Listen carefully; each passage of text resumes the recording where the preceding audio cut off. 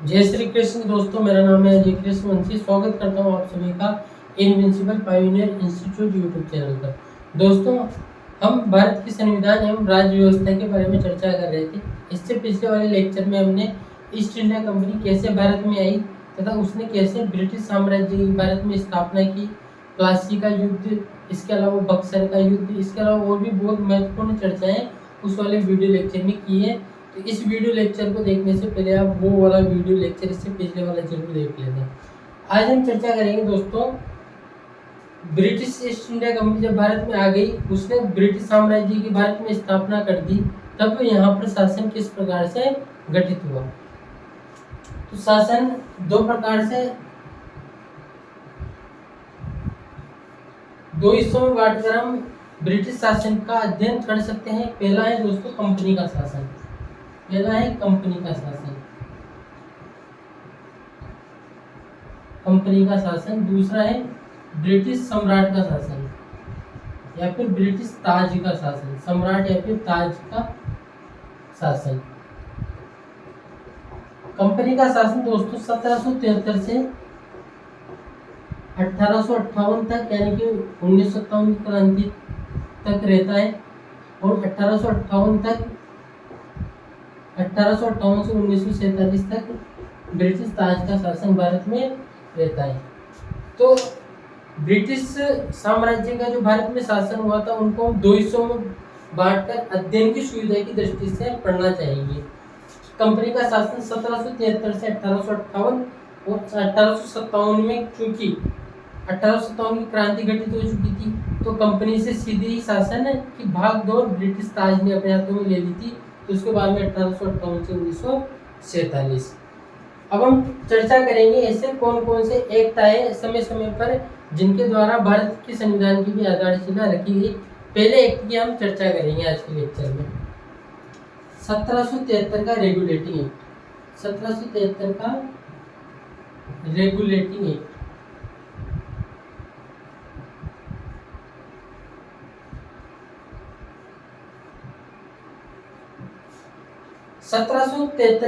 का जो regulating act है दोस्तों, इसका हमारे संविधान के दृष्टिकोण से या फिर संविधान के विकास के दृष्टिकोण से बहुत ही महत्वपूर्ण स्थान माना जाता है, क्योंकि इसमें तीन महत्वपूर्ण विशेषताएं इसकी हम कह सकते हैं, या फिर तीन महत्वपूर्ण विशेषताएं या तीन विशेष गुणधर्म इसके हम कह सकते हैं। क्या कह सकते हैं?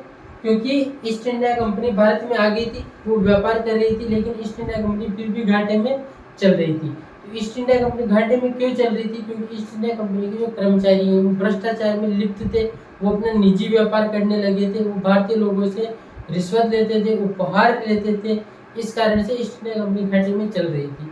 तो रेगुलेटिंग का मतलब ही क्या होता है? रेगुलेट करना, यानी कि नियमित करना।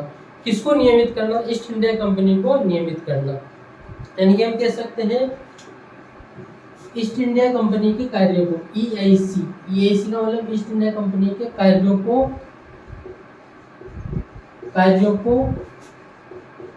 नियमित एवं नियंत्रित करने की दिशा में ये उठाया गया पहला कदम था ब्रिटिश सरकार का। यानी कि ब्रिटिश सरकार का 1773 का regulating act east India company के कार्यों को नियमित और नियंत्रित करने की दिशा में उठाया गया पहला कदम था। ये जानकारी हमें आवश्यक रूप से ध्यान में रखनी है। इसी एक्ट के द्वारा दोस्तों ईस्ट इंडिया कंपनी के कार्यों को प्रशासनिक और राजनीतिक मान्यता भी प्राप्त हो जाती है। यानी कि ईस्ट इंडिया कंपनी के कार्यों को प्रशासनिक एवं राजनीतिक मान्यता प्राप्त हो जाती है।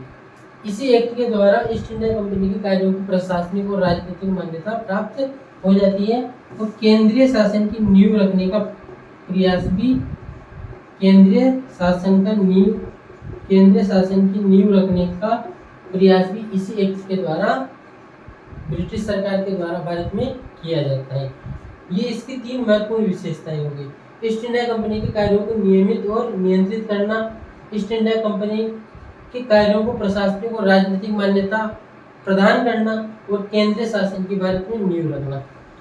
1773 के रेगुलेटिंग एक्ट में और क्या क्या विशेषताएं हैं और कौन कौन सी बातें ऐसी हैं जो कि इस एक्ट को विशेष बना देती हैं, उनके बारे में भी हम चर्चा करना चाहेंगे।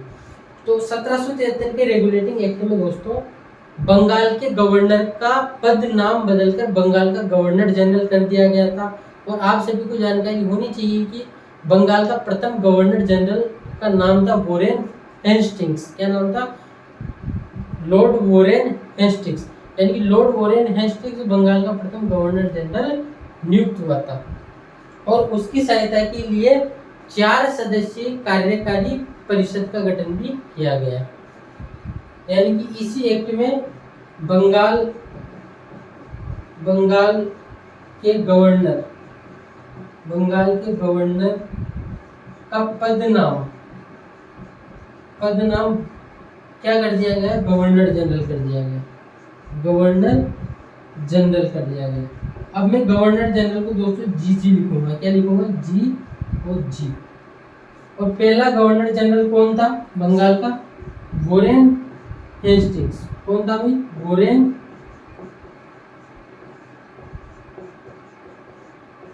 हेस्टिंग्स। 1773 के रेगुलेटिंग एक्ट के द्वारा बंगाल के गवर्नर का पद नाम बदलकर बंगाल का गवर्नर जनरल कर दिया गया था और लॉर्ड वॉरेन हेस्टिंग्स बंगाल का प्रथम गवर्नर जनरल था। ये जानकारी आपको इन महत्वपूर्ण रूप से ध्यान में होनी चाहिए। और इसकी सहायता के लिए दोस्तों 4 सदस्यीय कार्यकारी परिषद या काउंसिल का गठन भी किया गया। कार्यकारी परिषद या फिर काउंसिल का गठन भी किया गया। ये जानकारी भी आपको ध्यान में होनी चाहिए। 1773 के एक्ट के द्वारा ही दोस्तों बम्बई और मद्रास, हमने इससे पिछले वाले लेक्चर में चर्चा की है कि बम्बई, मद्रास और बंगाल में 3 अलग अलग गवर्नर थे, यानी कि विकेंद्रीकरण की प्रक्रिया थी। लेकिन यहाँ पर केंद्रीकरण की प्रक्रिया की नींव रखी जाती है, यानी केंद्रीकरण के शासन की नींव रखी जाती है। इसी वजह से दोस्तों बम्बई और मद्रास के जो गवर्नर थे उनको बंगाल के गवर्नर जनरल के अधीन कर दिया जाता है। यानी कि बम्बई और मद्रास प्रेसिडेंसियों के गवर्नरों को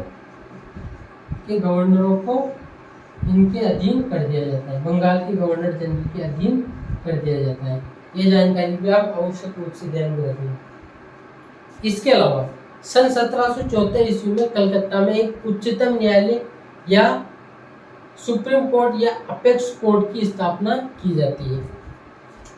इसी एक्ट के द्वारा 1774 ईस्वी में 1774 ईस्वी में कलकत्ता में एक उच्चतम न्यायालय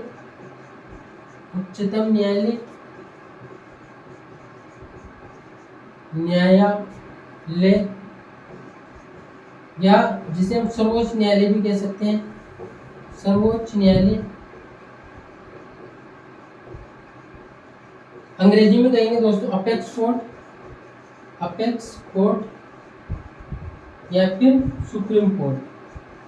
अपेक्स कोर्ट या फिर सुप्रीम कोर्ट। यानी कि 1773 के रेगुलेटिंग एक्ट के द्वारा ही 1774 ईस्वी में कलकत्ता में एक उच्चतम न्यायालय की स्थापना की जाती है। और ये जानकारी भी आपको ध्यान में होनी चाहिए कि प्रथम जो न्यायाधीश था उसका नाम था एलिजा एम्पे। यानी इस उच्चतम न्यायालय का प्रथम जो न्यायाधीश था उसका नाम था एलिजा एम्पे। एलिजा एम्पे इसका प्रथम न्यायाधीश था तथा 3 अन्य न्यायाधीश इसकी सहायता के लिए थे। 3 अन्य न्यायाधीश इसकी सहायता के लिए थे। तो हम कह सकते हैं कि 1773 के रेगुलेटिंग एक्ट के द्वारा 1774 ईस्वी में कलकत्ता में उच्चतम न्यायालय की स्थापना की जाती है।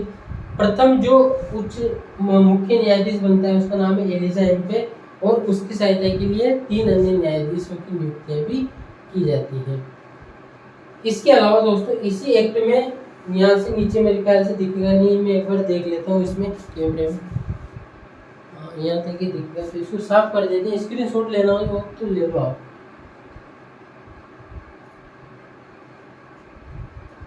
तो 1773 के रेगुलेटरी एक्ट के संबंध में हमने अभी तक 3 महत्वपूर्ण बातें की हैं।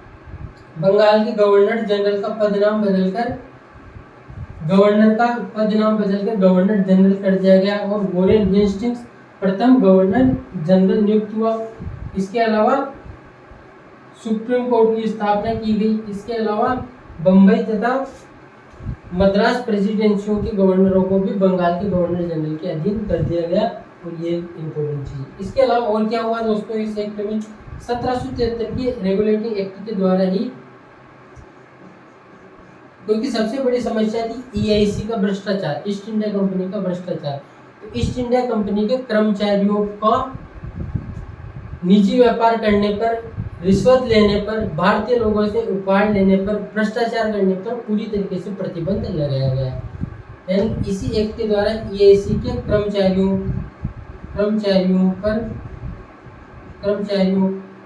पर निजी व्यापार करने, यानी कि निजी व्यापार नहीं कर सकेंगे। अब भारतीय लोगों से उपहार नहीं ले सकेंगे तथा रिश्वत नहीं ले सकेंगे। इन पर क्या लगाया गया दोस्तों? प्रतिबंध लगा दिया गया। इस पर प्रतिबंध लगा दिया गया।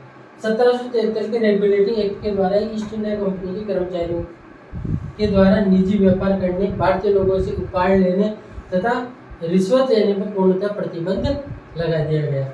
और इस नियंत्रण को और कठोर करने के लिए कोर्ट ऑफ डायरेक्टर की स्थापना भी होती है। कोर्ट ऑफ डायरेक्टर की स्थापना हालांकि पहले हो जाती है, लेकिन इसको और मजबूत बनाया जाता है। कोर्ट ऑफ डायरेक्टर जो है ये अपनी सारी जानकारियां ब्रिटिश सरकार को देती थी, ब्रिटिश शासन को देती थी। तो कोर्ट ऑफ डायरेक्टर EIC पर निगरानी रखती थी, यानी कोर्ट ऑफ डायरेक्टर के माध्यम से ईस्ट इंडिया कंपनी पर नियंत्रण और ज़्यादा सख्त हो जाता है। Court of director east India company के द्वारा किए गए सारे कार्यों की जानकारी ब्रिटिश शासन को देती थी, तथा इसके अलावा कोर्ट ऑफ डायरेक्टर ही सैन्य, नागरिक तथा राजस्व संबंधी मामलों की जानकारी भी ब्रिटिश सरकार को देती थी। तो ये हो गया दोस्तों हमारा 1773 का रेगुलेटिंग एक्ट। अब हम चर्चा का विषय बनाना चाह रहे हैं 1781 का संशोधन अधिनियम, या फिर 1781 का सेटलमेंट अधिनियम, या फिर बंदोबस्त कानून क्या है, उसके बारे में भी हम हल्की सी चर्चा है, 1-2 मिनट की चर्चा है, वो भी करके इस वीडियो लेक्चर का समापन करना चाह रहे हैं। शुरुआत करते हैं हम। इसका स्क्रीनशॉट ले लो आप।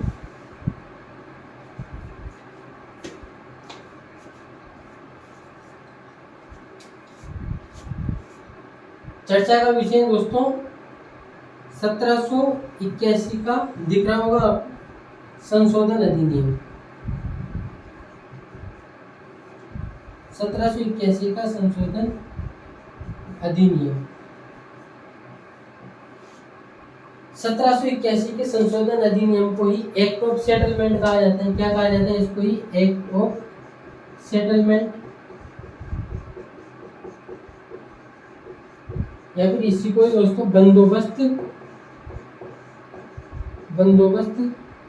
अधिनियम कहा जाता है। बंदोबस्त अधिनियम या बंदोबस्त कानून कहा जाता है। क्या खास बात थी एक्ट ऑफ सेटलमेंट की? तो एक्ट ऑफ सेटलमेंट या फिर अमेंडिंग एक्ट ऑफ 1781 के संशोधन अधिनियम के द्वारा 1773 की रेगुलेटिंग एक्ट में जो कमियां थी, उन खामियों को दूर करने के लिए ही 1781 का संशोधन अधिनियम अस्तित्व में आया। यानी कि सबसे महत्वपूर्ण बात तो ये है कि 1781 का संशोधन अधिनियम क्यों अस्तित्व में आया। तो 1773 के रेगुलेटिंग एक्ट की कमियों को दूर करने के लिए ये एक्ट अस्तित्व में आया। 1781 के संशोधन अधिनियम के द्वारा दोस्तों गवर्नर जनरल और उसकी काउंसिल, यानी कि उसकी जो 4 सदस्यीय कार्यकारी परिषद थी, उसको उच्चतम न्यायालय के क्षेत्राधिकार से बाहर रखा गया। हम लिख सकते हैं गवर्नर जनरल और उसकी काउंसिल, काउंसिल को उच्चतम न्यायालय यानी SC सुप्रीम कोर्ट के क्षेत्राधिकार से क्या रखा गया दोस्तों, बाहर रखा गया, क्षेत्राधिकार से बाहर रखा गया। ये जानकारी आप ध्यान में रखना। 1781 के संशोधन अधिनियम के द्वारा गवर्नर जनरल और उसकी काउंसिल को सुप्रीम कोर्ट उच्चतम न्यायालय के क्षेत्राधिकार से बाहर रखा गया, यानी कि इनके विरुद्ध अपील गवर्नर जनरल और उसकी काउंसिल के कार्यों के विरुद्ध अपील सुप्रीम कोर्ट में नहीं हो सकती है। कहाँ हो सकती है, प्रिवी काउंसिल जो कि लंदन में है, ब्रिटेन में है, वहाँ पे हो सकती है। और हमें ये भी जानकारी होनी चाहिए कि ये जो सुप्रीम कोर्ट था, जो जिसकी स्थापना 1773 में हुई थी, यह सर्वोच्च अपीलीय न्यायालय नहीं था, क्योंकि इसके विरुद्ध भी प्रिवी काउंसिल जो कि लंदन में थी, ब्रिटेन में थी, वहाँ पर अपील की जा सकती थी। यह सर्वोच्च अपीलीय न्यायालय नहीं था। तो गवर्नर जनरल और उसकी काउंसिल को सुप्रीम कोर्ट के क्षेत्राधिकार से बाहर रखा गया। पहली जानकारी तो ये।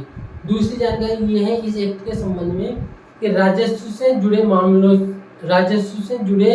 मामलों से संबंधित जो जानकारियां हैं वो भी सुप्रीम कोर्ट के क्षेत्राधिकार से बाहर रखी गई, यानी कि राजस्व से संबंधित मामले भी उच्चतम न्यायालय के क्षेत्राधिकार से बाहर कर दिए गए।